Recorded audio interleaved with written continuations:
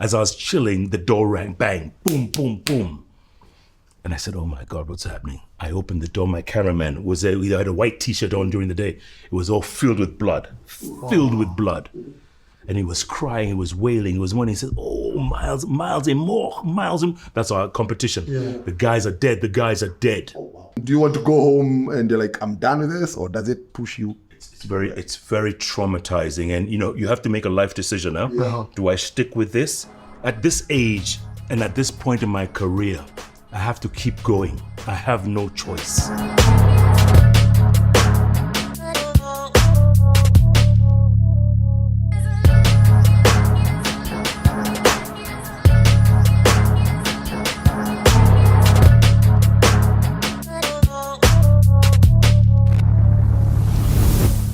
There was a point when everybody now kind of knew this is the end of Jeff.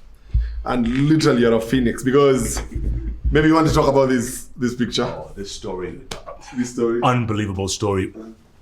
Nigeria, it's an incredible country, yes. But it's a country that's divided into sections. Yeah. There's some parts you can go, some parts you can't go. This part, the south, where the oil was discovered, the locals, after decades, they felt they weren't getting what they deserved. Yeah. So they formed their own local militia to protect the oil fields. Mm-hmm. They call themselves the Movement for the Emancipation of the Niger Delta, MEND. Mm-hmm. Nasty MFs, man. These guys had guns, they had gunboats, they had all manner of sophisticated weapons. And they controlled the creeks up and down the Niger Delta. The Nigerian military couldn't go in there. Mm-hmm. They were scared to go in there. Yeah. And these guys just dictated everything they could. Sometimes ships the pipelines would send oil directly to the ships, huh? Yes. Offshore. Mm-hmm. These guys would intercept and take that oil and put them in other ships. That's how bad they were. So I felt, someone needs to tell this story. Nobody had told this story properly. Yeah. And for a year and change, I kept communicating with those folks down there. They had guys on the ground, and I got to email and communicate and telephone. And for a year, we went back and forth, until one day they said, hey, come, we're ready for you. Yeah. Out of the blue. Out of the blue. Mm-hmm. I called Atlanta. I said, hey, man, these guys have agreed. They said, okay, go. We flew to a town called Wari, down in the south. Mm-hmm. And from there, they told us, check into the hotel, we'll come. Sure enough, we checked in, and a couple of hours later, knock on the door, boom, boom, boom. Okay, we were here. This is what we're going to do. Tomorrow morning, be ready at 6 a.m. Mm-hmm. We're going out. We'll come for you. We'll come for you. Yeah. We have a boat ready for you. We'll come for you. And they said, okay, you know what? Because we're journalists, we don't want to ride in your boat. Mm-hmm. We want to rent our own boat, and we follow you. It's only fair. So they said, no problem. This morning, sure enough, 6 o'clock, boom, by the piers, we got into 2 speedboats out into the creeks. And for 2.5 hours, you're out there. It's like you're deep into the Atlantic, but you come back in mangrove swamps. I mean, you don't know where you are. And is that like on purpose? Yes. Are they exactly. messing you up? They're messing you up. Yeah. So you don't know where you are. Yeah. You're completely disoriented. Yeah. As we're driving now, again, towards the creeks, all of a sudden we hear, there's a 50 caliber gun firing at us from another boat a few hundred yards away, firing at us. And we say, oh God, now we are dead. Yeah. And if we die here, no one will ever know. We're in the middle of the creeks, in the Niger Delta. Yeah. And they kept firing as they're coming closer. You could hear that. So are they shooting? Only your boat, or even the boat that was leading you? We didn't know. We thought it was all of us, right? Yeah. And we're shouting and screaming, saying, hey, and we're raising our IDs, saying, hey, CNN, hey, journalists. As they're coming closer now, they slow down. And these guys, what are you doing here, Nigerian? Yeah. What are you doing here? We said, oh, we've gotten permission. Now these guys have come closer to us, the guys who were escorting us. Yeah. And now they're talking to them. So apparently they knew each other, but they hadn't communicated that we were coming. Yeah. Imagine that shock now, that scare, right? Yeah. So then we get back and we start filming, and we go another 30 minutes, 1 hour, and we arrive at this little deserted island. First thing we see when we get there is guys in orange uniform. Yeah. Turned out to be Filipino hostages whom these guys had captured and were displaying them there for us. Yeah. Wow. About 24, 28 of them, hostages whom they had captured like a month before off the high seas. Nobody knew where they are. Nobody knew. Nigeria didn't know. Philippines didn't know. We filmed all that, and then we asked to meet their leader. And they said, because of superstitions, he doesn't like to be interviewed on land. You have to go back out into the creeks.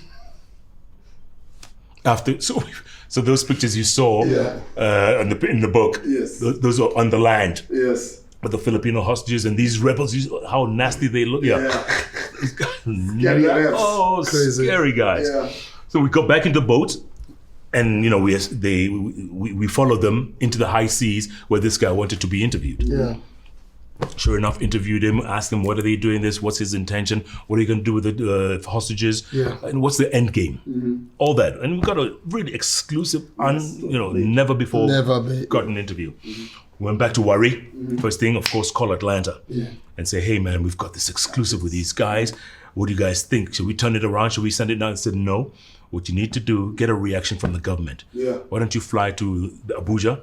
See if you can get a reaction from the government. Because you've gotten these pictures, show them the pictures, see what they say. Sure enough, got on a plane from Warri to Abuja. We were there for 5 days. 5 days, making phone calls, going to the Ministry of Information, going into the presidency as well, because I was friends with the president, trying to get a response. They refused. They wouldn't talk. Finally, CNN said, okay, bring it back. Let's air it.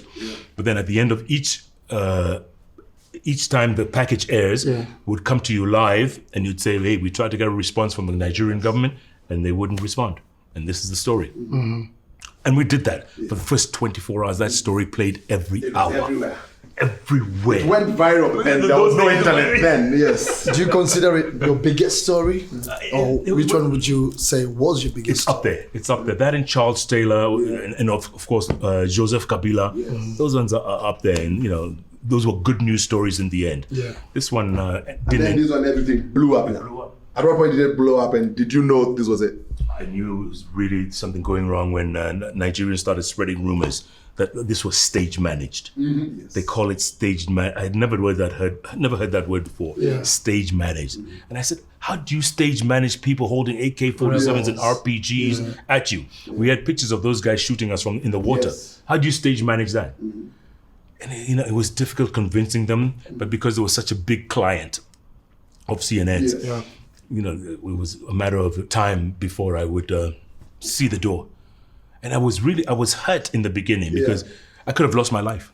Yeah, true. We could have lost our lives that day in the Gulf and we would have been forgotten. Yes, they would have talked about us in the first 24 hours, 48 maybe, and then would be that ticker on the bottom of the screen, journalists killed in Niger Delta. That's all you This see. is the second time that you're facing this because you remember what happened also. The story that you told us before. Exactly. So like at what the last day? So this was what cost your job, and at that point, did you think my career is over and everything else? Because you also had the biggest pivot probably in history. But how now did you take that? Because there was ridicule everywhere.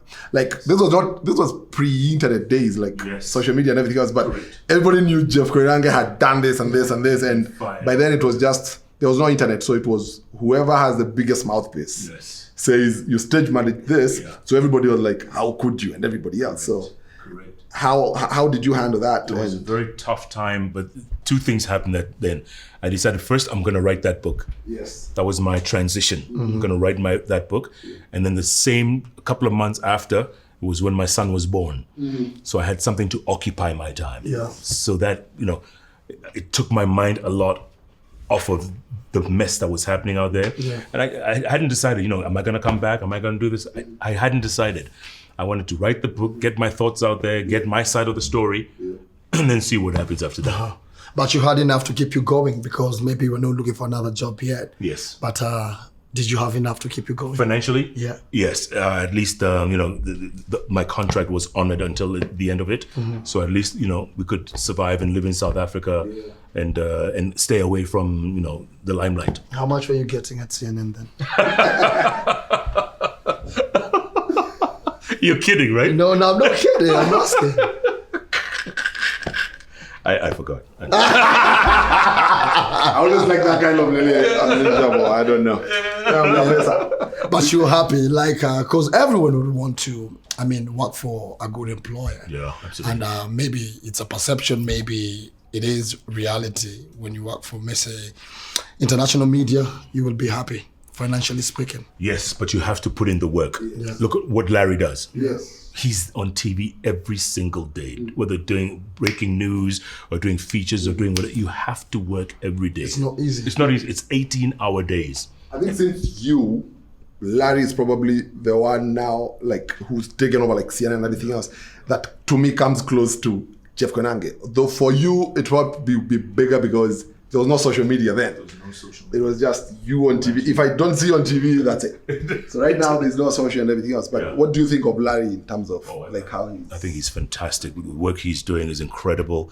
He's always been a hard worker. Yes. Larry's always been a hard worker. And you can see, and he hops around. I don't know how he does it from country to country to country. You see him in Ethiopia, next day he's in South Africa, next day he's in Addis Ababa, next day he's in Accra, and next day he's in Dubai. I say, Larry, man, slow down. Yeah. But I saw the same thing. Telling Larry to slow down. I saw the same thing when he was working with the BBC during the US elections, remember? Yeah. He was there. Oh, it was all over the map. And he did so well. Yes. During the COVID. During COVID as well, So, big props. Big props to Larry, and keep going. And is that a culture? Because I remember I spoke to you a while back and you told me, okay, also his hard-working mentality comes from having been exposed to other jurisdictions, other countries and stuff like that. In the US, people do work hard. I was telling you, and we've talked about this many times, when I was living in America, if you didn't have 2 jobs, you weren't working. Many people had 3 jobs. A day only has 24 hours. Yeah. Each job is 8 hours. 8 times 3 is 24. When do you sleep? Yeah. But there you have to make ends meet. You're paying the bills. You're paying your car note. You're paying this, that, the other. There's no houseboys, no workers, huh? Yeah. So you're doing everything yourself. You're hopping literally from job, home, shower, maybe half an hour sleep, next job. Home, shower, half an hour, next job. It is rough, and you get used to, and you have to do it because otherwise, the bill collector is going to show up. And it's everyone. As I was there. You see people in the 60s, even 70s, people still working 2-3 jobs a day to make ends meet. Chasing those Benjamins, as they say. Yes. It's not easy, huh? But then to come back to answer your question, I think if people are exposed more, especially in our profession, if you're exposed more and you work outside more so that you can see what it's like out there. I'm not saying everyone runs and works for the BBC or Al Jazeera or CNN. No, it's not for everyone. Yeah. But the more experience you get out there, the more you appreciate, what hard work is. And it becomes almost second nature to be a machine, for lack of a better word. Okay. So I want to get personal a bit. There was the first marriage to Sonia and everything else, and those are one of the 3 things that kind of happened that you're coming back to Kenya. Oh yeah. How that one actually, majority of people actually do not know that. They kind of know about Shaila. Yeah, Shaila. So how was that, and what exactly happened, and how did it help or ruin, or what exactly, how did that do for you? Kuliendaje?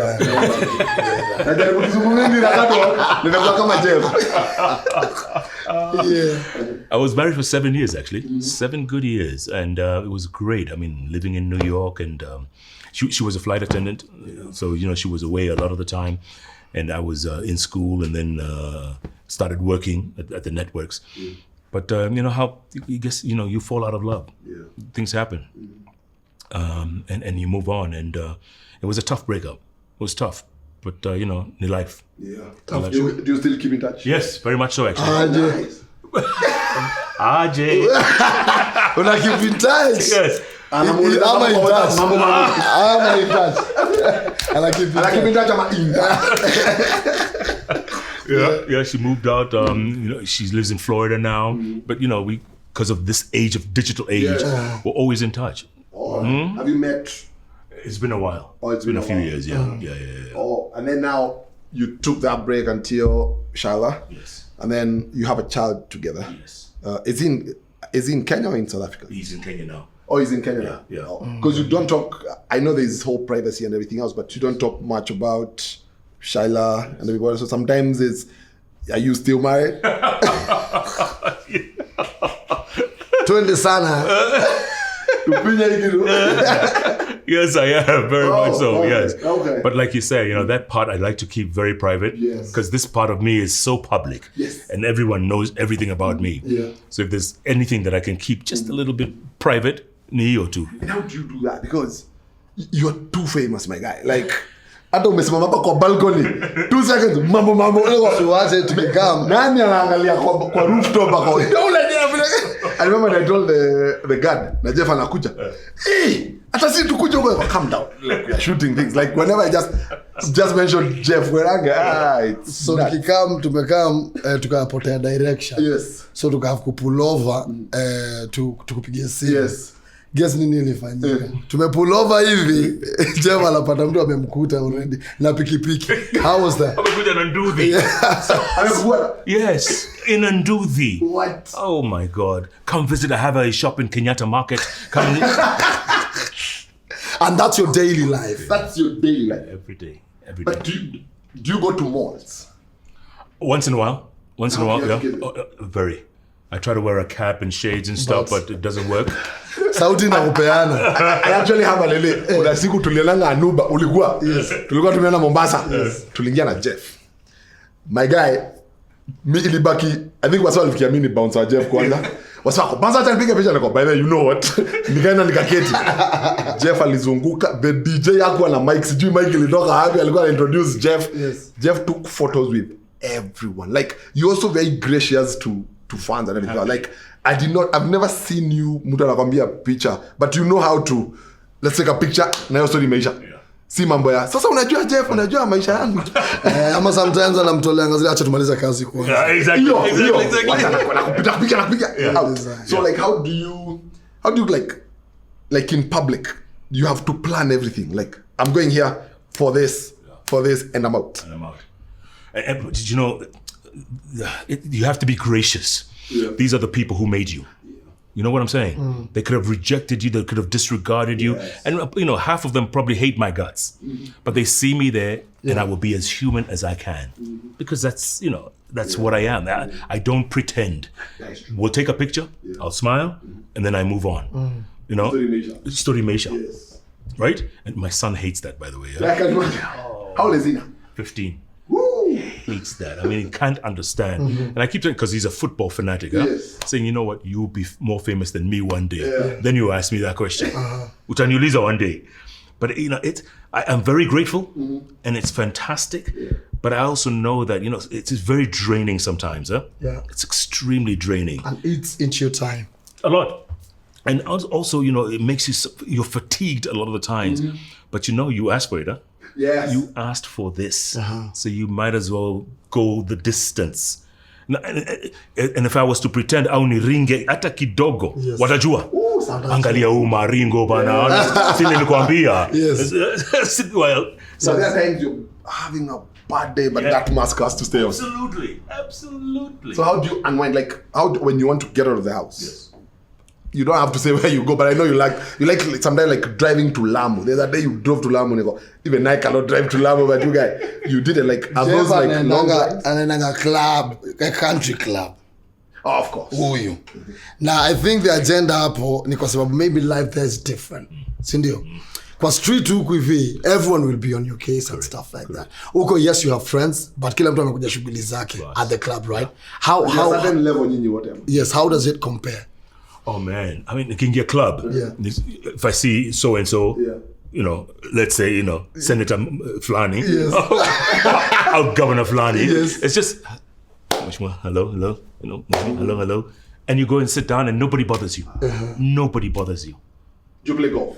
I don't. But maybe when I grow up. Golf na ulilelewa kwa country club. Si kila kitu na time yake. Kila kitu na time yake. Hata huku swing ka club. Najua mi golf iko kwa damu. It's just 3 months swing imerudi. Naenda training. Nilijaribu last year. The clubs are too short for me. Niliumia mgongo mpaka nikaambiwa apparently needs a special one. I kind of like it. I've never done it. I'm more of a basketball guy. Yeah. But we are time inafikanga, like I have like 3-4 friends. Sasa tukimwongelesha niko club, hata ni club. Then I went to the club and then the people I saw there, I'm like, I think I want this life. Because I'm saying, I say, come on, unaangalia like, that's a Moho, that's a Ruto, that's a Moya, like, damn. That life is amazing because of the networks. What's one of Koinange swag per se. It's not for the swag bits of it. It's the friendships that you make, the businesses that you strike, while at the cost never to come. How did the boys club come into being? So, good question. At first, I was Bob's very first friend when he first came to Kenya. I know you guys used to tweet each other a lot. Hanging out with Gina D and stuff. Yeah, exactly. So I was his first real friend in terms of, he would call me, I would go to his place, or he'd come to my place. And, he never used to hang out because he was very new to this country and he didn't know people. Yeah. So we were very close together, and after a while he says, you know what, we're really getting to know each other really well. What if we had a group of 5-6 of us and we could meet like once a week and, have a good time and unwind and, smoke cigars, whatever it is, have a whiskey or two. And that's why we started introducing one after another, Bharat, Joshua. Peter came actually much later. And then, of course, we throw in an ambassador or two just to make it, colorful, And we knew that the ambassador would stay maybe 3-4 years max, and after they replaced with another one. Yeah. So British High Commissioner was, a staple, and also maybe the Swiss as well. Swiss ambassador was also a member. Yeah. We had a Swedish as well at one point. So that's how it grew. And every week we would meet on Tuesdays. Yeah, in the evening. In the evenings. First it was once a month, and then we started doing, first it was once a week, and then twice a month, and then once a month, because people are busy. Yeah, it's people are very busy. For that exactly. clique is very busy. So after my good friend passed away, we decided we have to keep it going for his sake. Yeah. So, we still meet twice a month.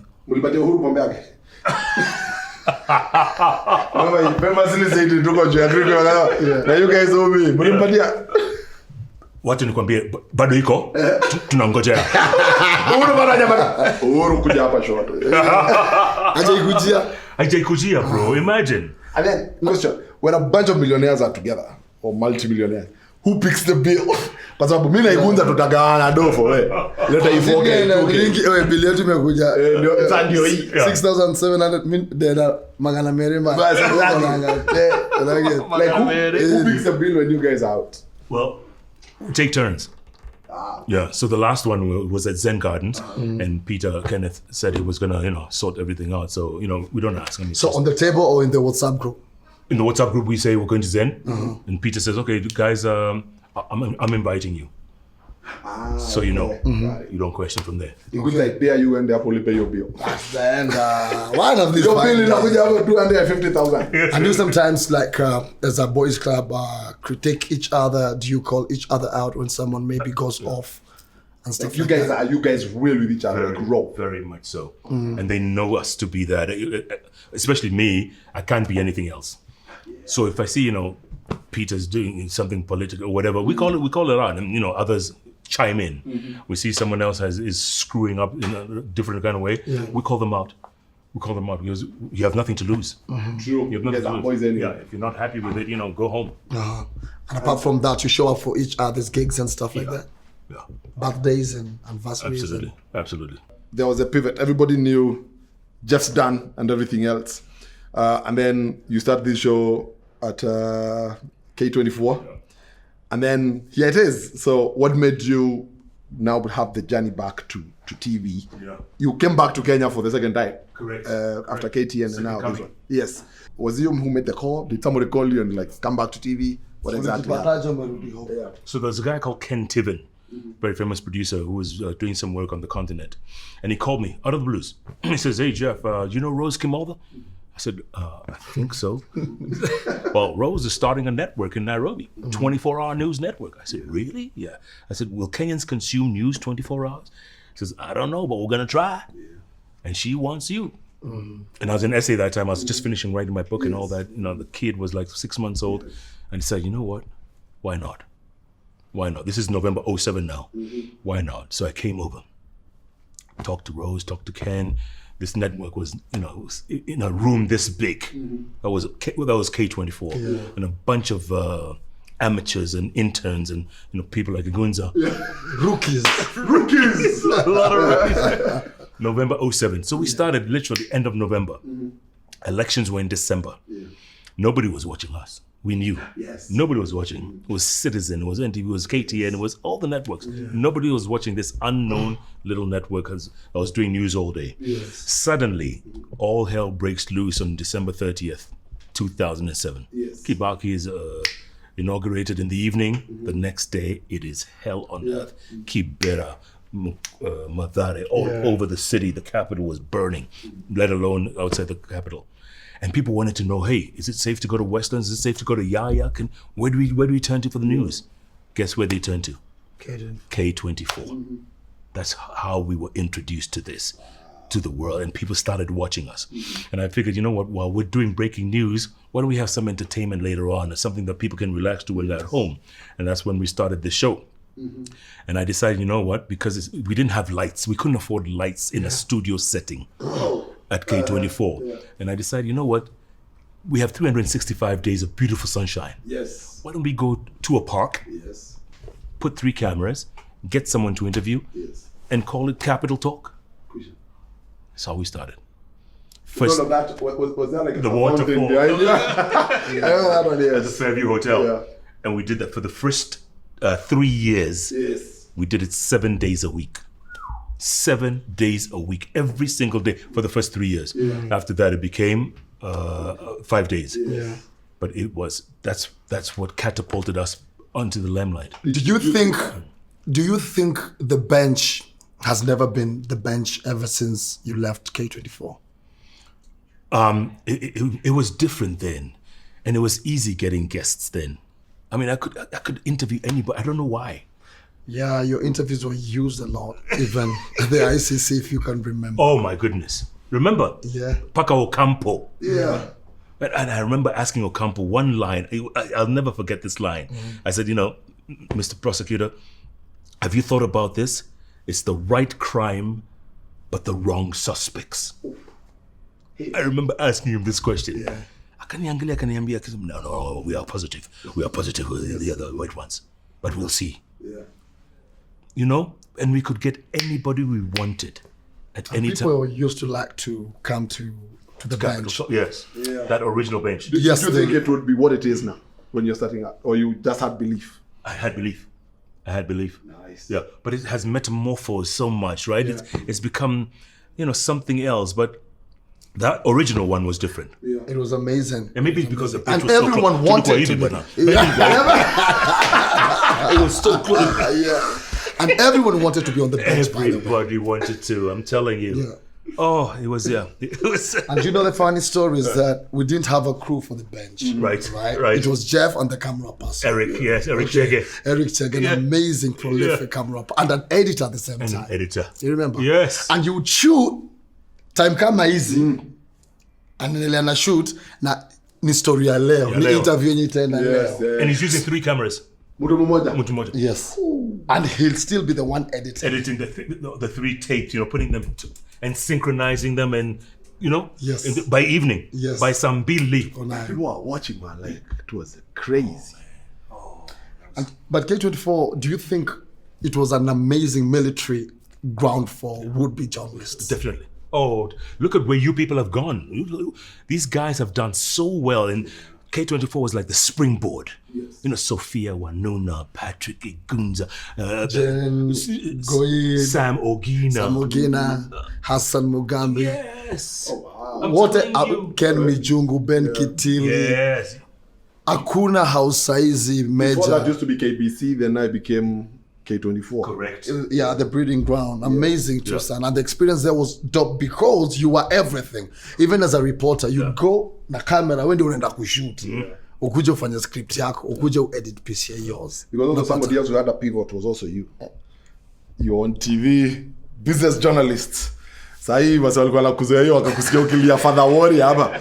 So for you, what was the pivot for you for? Opportunity. When I was scouted for radio, I wasn't performing for radio. You remember we were in Mombasa. Do you remember we were doing the strategic meeting for Citizen Television? Yes. And you sit. So you can better tell the story. You were seated, Jeff Koinange, Fred Afune, and Washiru Aroro, right? And you remember when I picked the mic at the after party. Right. Okay? Yeah. And I did it whatever I did on the mic. Yes. I'm told Yeah. by the time I was finishing, they were all up. The three of them were upstanding. Wow. And then Fred Afune goes and asks Jeff, like, who's this? Who's this guy? Who's this guy? Yeah. We need him on radio. Right? That was FA. Hey, let's say we need this guy on radio. Nice. Just like that. Just like that. Yeah. The whole new career. And you were natural. You were natural. It's make noise for us in the newsroom. It was good on Leander Radio. But what now made you? Did you love radio like immediately you got to radio? Yes. I know that maybe I had what we may say potential for radio, because my former boss Stephen Kimani, if you remember, used to tell me, I think you could be very, very good on radio. Okay, so do TV right now, but when you get an opportunity, crawl with it. All right. So when I was put there, the management didn't know what to do with me. So Fred just told Cynthia, my radio boss, and I to come up with a show. He told Cynthia, put him on radio once a week, 2 hours. Okay. So all I knew is business, because I was a business journalist, right? So I told them, I can only offer you a business program, but I will do it differently. I'll not speak English, na sitaongea Kiswahili. Nitaongea something in between. Swanglish, let's call it. You get it? Yeah, and then nikasema, but I'll do a business show, and I'll punctuate the conversations with music. And I was very specific. I'm going to do hip hop and I'm going to do reggae because of the consciousness in the music and because of the message in that kind of music. And we did it. We call it Uradi. Right? Yes, it was Uradi. And Alex Murungi participated in creating it. And I was there 1 to 3 p.m. every Wednesday. Guess what happens? I do that for like a month. And our sponsorship started coming in on Hot 96. And remember, Jeff had just joined Hot 96 a few We did years. morning. We did 6 to 10. You did 6 to 10. And then Willis had joined. That's right. Okay, there was like a movement. Most TV people were coming to radio. And I think it was synergies and trying to leverage how big a platform we are as Royal Media Services. And again, so what happened is that Nika joined after Willis joined, and then a few months later, Pia Minika joined. So it was Jeff in the morning, Willis and Agama and I take over mid-morning, and then I would come between 1 and 3. I did that for about 2 or less than 3 months. Fred Afune calls me one afternoon. Kanambe, your show's been doing really well, right? And I want to give you a bigger challenge. And if you have ears, you better listen to me. Okay, so what happens? He tells me, I'm moving you to a drive show. Nikambia, how can I even manage a drive show? And I just began my radio gig. Akanambia, you have what it takes. Go for it. He pairs me with who? Anki Guta. Again, a TV personality who's come on radio. Yes. Okay. And so we did with Anki Guta a few months. She transitioned and went to Kijabe Street, I believe. I was left there alone. And Ann told me one thing. Solo. Yes. Ann told me one thing when we were starting off, because we had this spiritual session, because it was not easy. Already you're moving from TV, people are used to you as a TV journalist, you're coming to radio, you don't know what the reception is going to be like. So to go to Naombaga, unage, kabla tuanze session. Na siku moja Anna kanambia, Guza, I feel like this is not for me. This is not me. I'm preparing the way for you. And Ann was the main driver of the show. Right. I was just there as a tout. I believe you're getting it. I believe that I'm preparing the way for you. So you go hard on this. Whoa. Less than 3 months she left. I had to run the show solo. It's a drive show. You're driving the drive Part show. 96. Jeff in the morning, I take off. And you see radio is the drive. It's the morning show, the drive shows that hold the station. I did it. Wakanletea another house, Anita Ray. And then she transitioned to the night show. And then wakaniletea Oivon Okwara. She didn't last long. Akarudi back to TV full time. Kaniletea Zinzi Kibiko. We did a long stint with her, and then she left us. Ndio sasa mimi nikaambiwa Dosi, I think these changes have been a lot. Can I scout my own co-host? Nikaenda nikachukua kijana kwa bar anaitwa Benzu. Nilipata jioni anakata maji. Nikaambia you come. Achana hivi tunafanya twende. I give you better things to do. Akaniambia tunaenda, ngambia you going on radio without anyone's permission, which was really yes, and it's wrong. That was a career limiting move because I'm picking someone who's never been on radio, someone who's not been authorized to come on a national station. Whoa. So nikaita Benso. I needed him to just give me 2 or 3 minutes of an old Kikuyu man who's just gotten bonus after selling his tea. Na amekuja Nairobi akapata dogo. Sasa ana flex financially. Yes. Then so Benzo was supposed to do 2-3 minutes. He went ahead and done the entire show. And the bosses were like, who's that voice on radio? My goodness. It's a camera person. And my boss was asking me, does he still need his job? So we didn't know. It was a trick question, whether it's a threat. I thought it was a threat. Right. Like, how do you come on my radio station and just speak? Just like that. To cut the long story short, he's never left. It's been 3 years now. What doing? Put it there. Because Well done. nakumbuka mpaka akiingia radio na mwangalianga because I remember like all that because I was even that and at one point we even did tuendelee tusiendelee we rapped together. Yes. Alafu the next thing nasikia mzee ametoka huko ameingia radio niko so how do you do this? Then you transitioned completely. So for you radio, why did you decide on radio? It was also another challenge. It was in a good way. Radio was my first love in school. After graduating from NYU and throughout my college years. I used to do a lot of radio in New York City. So that was my first love because I figured if I don't get a job on TV, at least, I may have a face for radio. I may not get a job over there on TV. So let me just, cover my bases. And I loved it. I loved radio from the beginning. And when I came to Citizen and Afune said, hey man, when was the last time you did radio? I said, it's been a few years. He says, come on, try. Wow. You can do your bench and then you can do radio as well. And just like that. And it's been dope.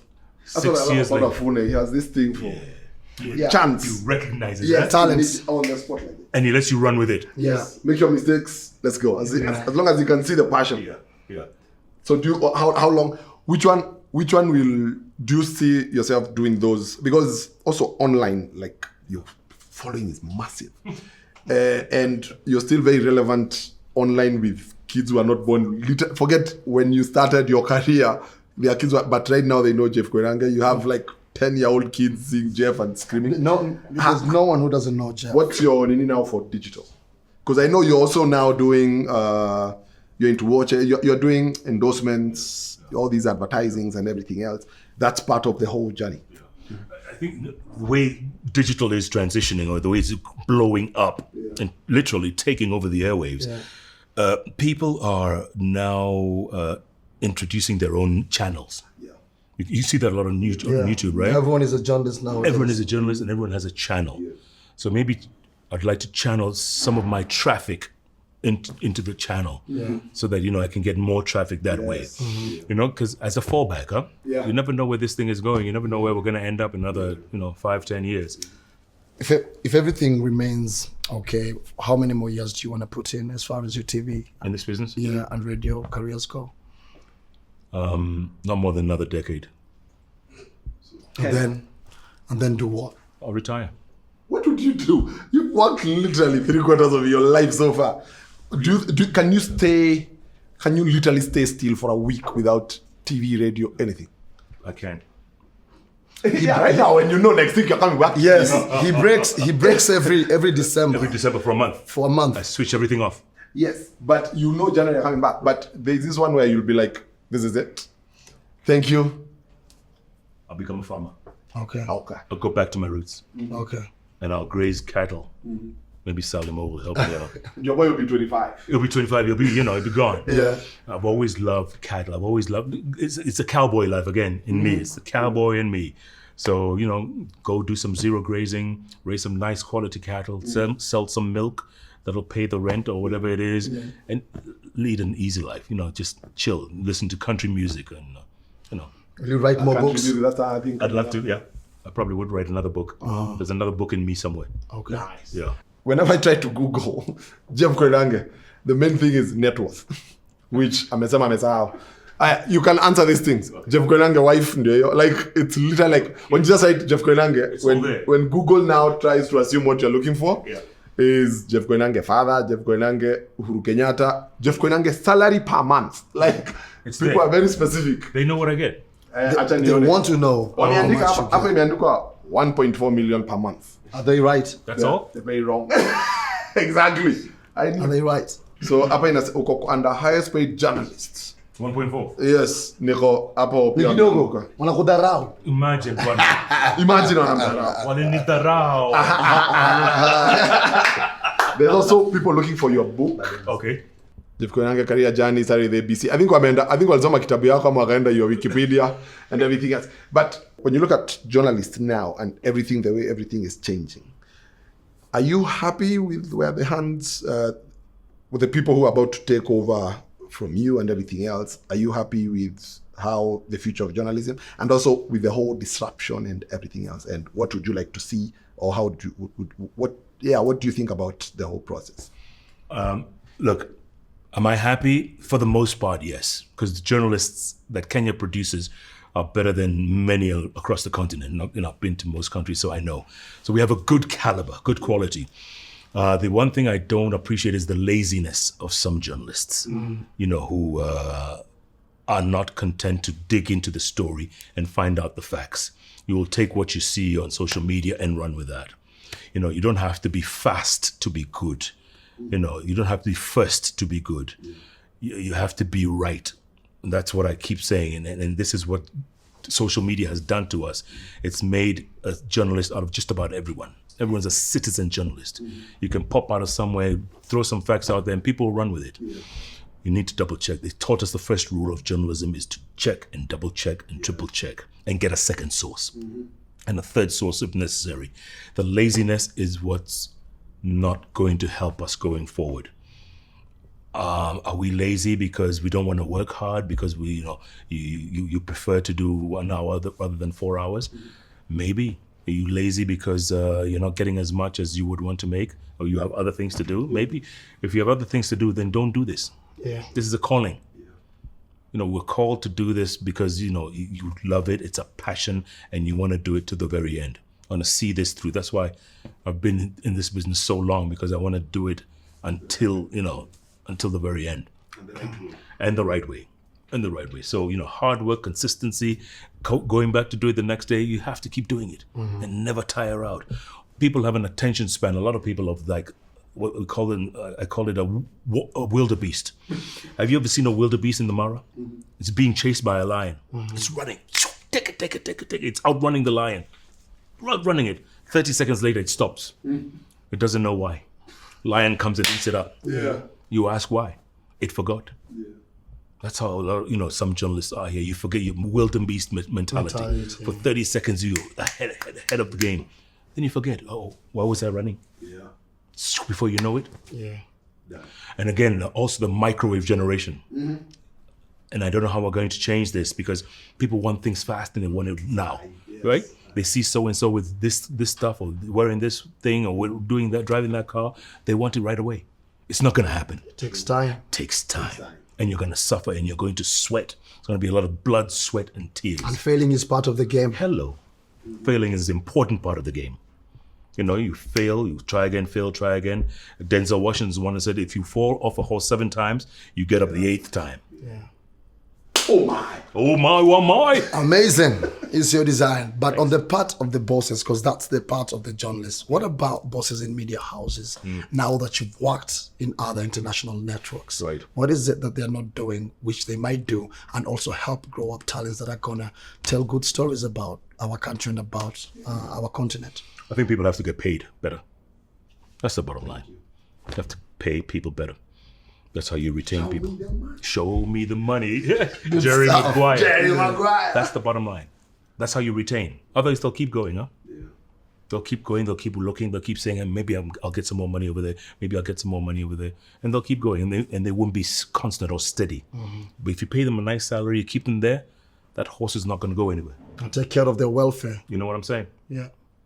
Good stuff. Thank you very much. And with that, the bench is smoking. Mama.